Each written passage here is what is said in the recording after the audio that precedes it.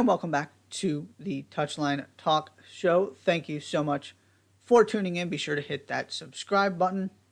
Okay, second segment here dedicated to the other four of Europe, the top five leagues in Europe. So much focus on the Premier League. I wanted to kind of take some time to look at what's happening with everything else, especially with the Bundesliga coming back finally this weekend. So we're going to go in alphabetical order of the countries. So starting in France. How the top of the table looks right now: PSG first on 47 points, Lens 44, Marseille 42, Monaco, Rennes 37. Those are kind of your teams in the Champions League conversation. By the way, PSG have lost to Lens and Rennes in their last 3 league games. It has not gone particularly well since coming back from the World Cup. Lens have the best defense in the league. They're also the only team in the league without multiple losses. Yeah, not PSG. That's Lens.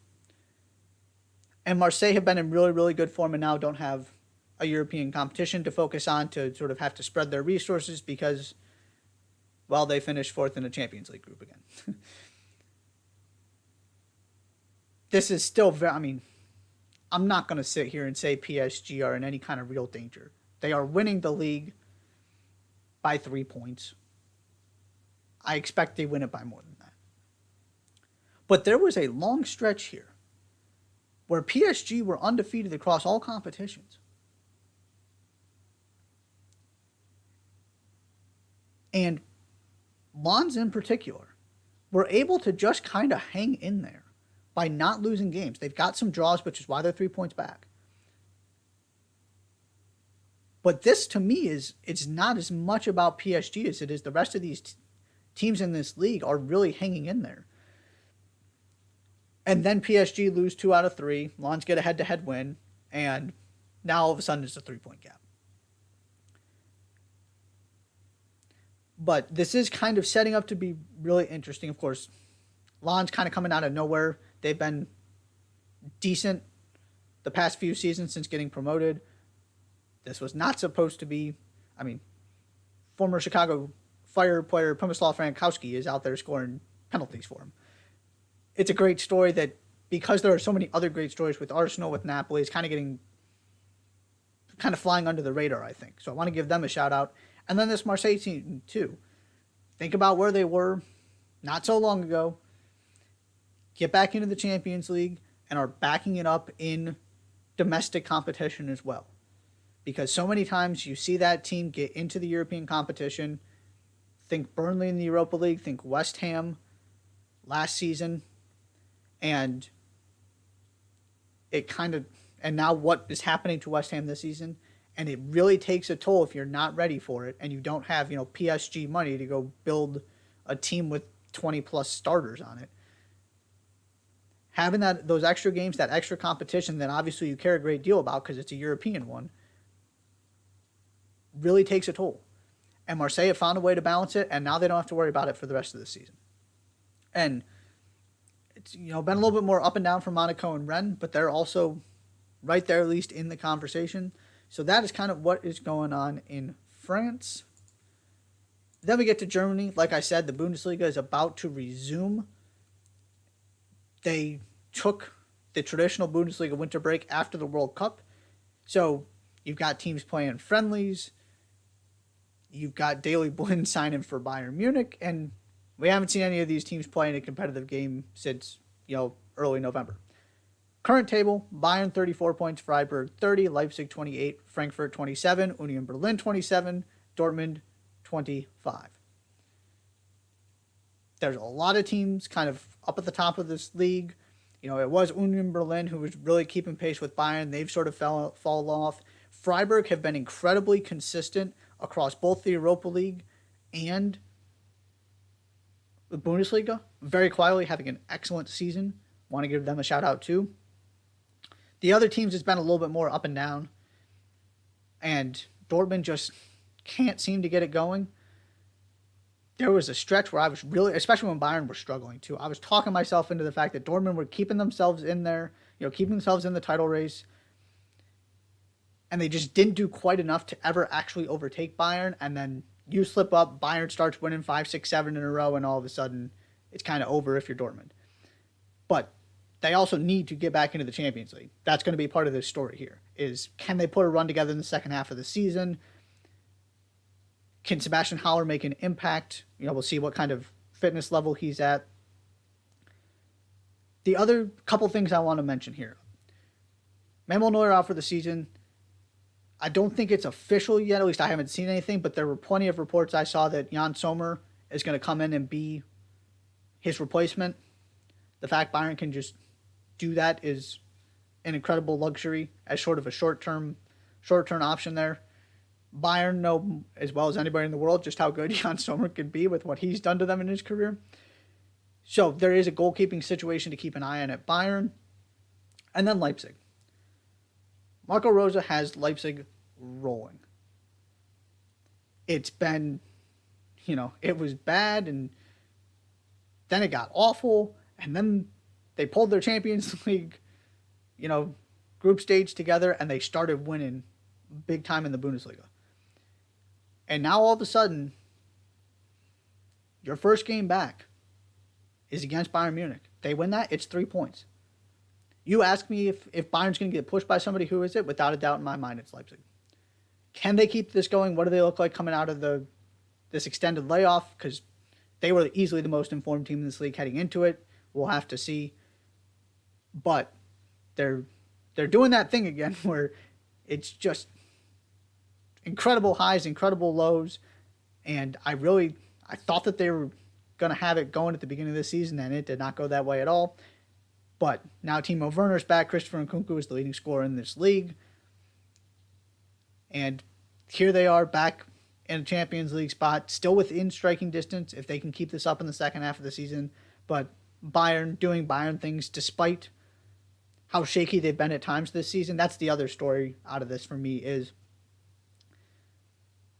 this is the kind of season that Dortmund needed to be able to take advantage of. In terms of the formula for Dortmund winning this league, Bayern are doing their part by dropping all these points, and Dortmund just have not been able to take advantage of that the way that they need to in order to dethrone Bayern. It's not like Bayern have been great, but they have started to turn things around a little bit, and even bad Bayern has been better than everybody else. On to Italy, where, of course, the story is Napoli. I talked about this on the weekend roundup. I'm not going to spend all that much time on it again. They are so clearly better than everybody else. They just put 5 goals past the Juventus team that doesn't give up any goals. I don't know how long they can keep this group together, but the incredible part is that this group was basically built this summer. I mean, of course there were players who have been there. Victor Osimhen didn't come in this summer, but some of these other pieces that have just filled in perfectly. I mean, they are a real treat to watch. I sincerely hope they win this league. Just, it would be such a sort of a pure throwback kind of thing because they deserve it. They've done a great job of just sort of hanging in there and always being relevant with this great, the Insigne, Dries Mertens, these guys who just have always stayed, and now those guys are gone, and look what they're doing. It's absolutely incredible, and they've been every bit as good in the Champions League too. That's the one thing that's also interesting about this to me is I've had them sitting at 2 in my top 25 for a while now. And them going back and forth with Manchester City. But I think there's clearly 3 teams, and then there's everybody else. It's Arsenal, it's Napoli, and it's Manchester City. Everybody else has had some really rough patches through the season, or real questions if they can win a Champions League if you're PSG, who are also in the midst of a little rough patch as I already laid out. They can win the Champions League too. They're that good. Can they sort of navigate all of that? But the other thing is, again, I know they just got knocked out of the Coppa Italia in kind of embarrassing fashion. I also don't care one bit because that was a completely rotated team because they got bigger things to deal with and more important things to worry about. So But, they do have an incredible amount of depth where it's not one, some of these pieces have been in and out. It's not like Victor Osimhen has played every single game and they've been just fine. Can they keep this up?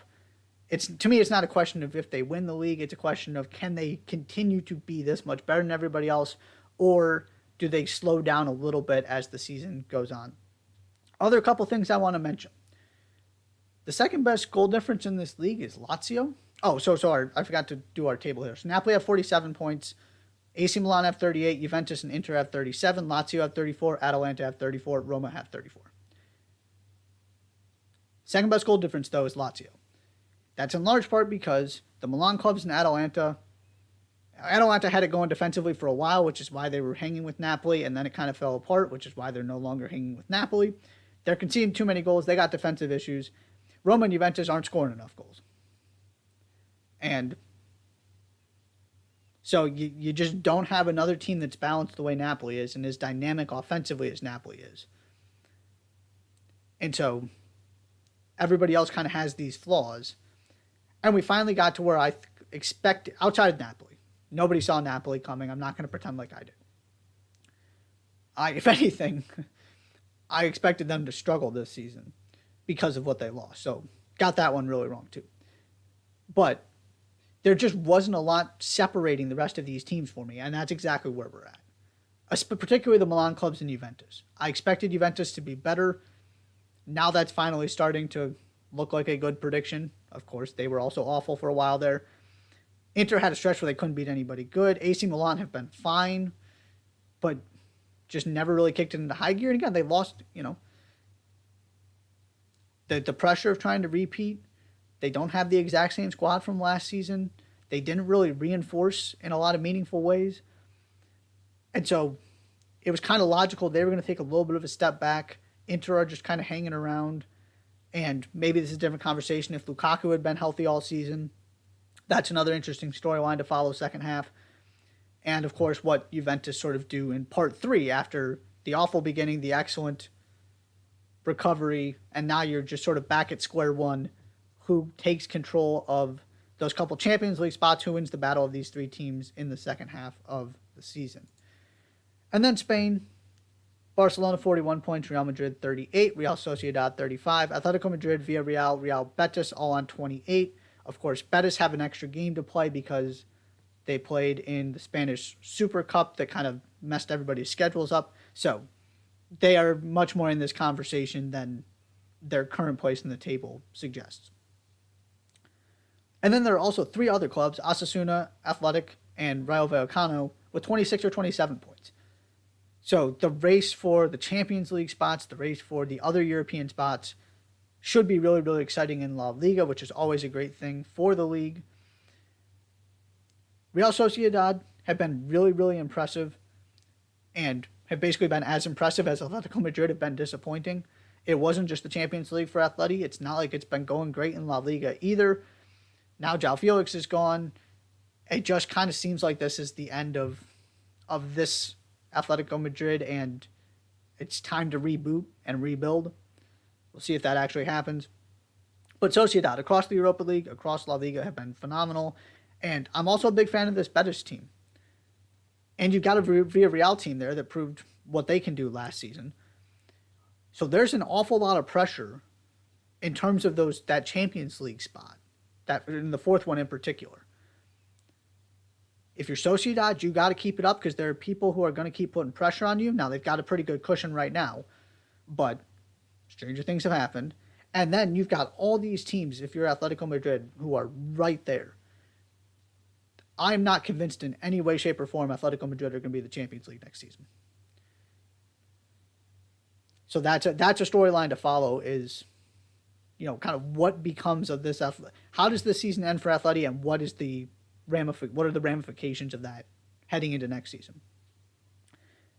The other thing I want to mention here, I've been harping on this, that this title race is not as close as the actual points totals suggest, and Barcelona have been much better than Real Madrid.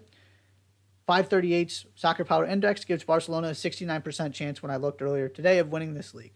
To put that in perspective, Arsenal is at 55%. I would have Arsenal at more like 60, 65. I'm more confident in Arsenal than 538 are. But I think around the 70% mark is spot on for Barcelona. I know it's only a 3-point gap. I just have more faith in Barcelona with what they've done this season, especially in La Liga. I know the Champions League was a disaster, but week in, week out, they have just been better than Real Madrid. And I also think I brought this up at least once. Their most challenging game, second half of the season, all at home. They already played Sociedad on the road. They already played Real Madrid on the road. These teams that have to make up ground have to come to the new camp. I'll take Barcelona. With that being the situation, with the way they're playing, I feel very confident in this as well. I'm not sure that we're going to get any of the 5 leagues, a really exciting title race. It's certainly possible. Maybe Bayern never really kind of kick it into high gear and somebody hangs around in Germany. Maybe Napoli fall back to the pack. I think our best bet is probably Spain, because I don't think Barcelona winning by 8 points or something like that. I think it's going to be more like they win on the second to last game of the season to clinch it, or they win by 3 points because they win on the last day where 400 things would have to go right for Real Madrid to catch them or something like that. And certainly not convinced the Premier League is going to be a runaway for Arsenal. But I don't see a title race right now where I'm convinced that one's going down to the wire. That's going to be captivating from game 1 to game 38. Because I do think it's very clear at this point who the best team in all 5 leagues are. And we don't always get to say that, for better or for worse. But that is where we are at.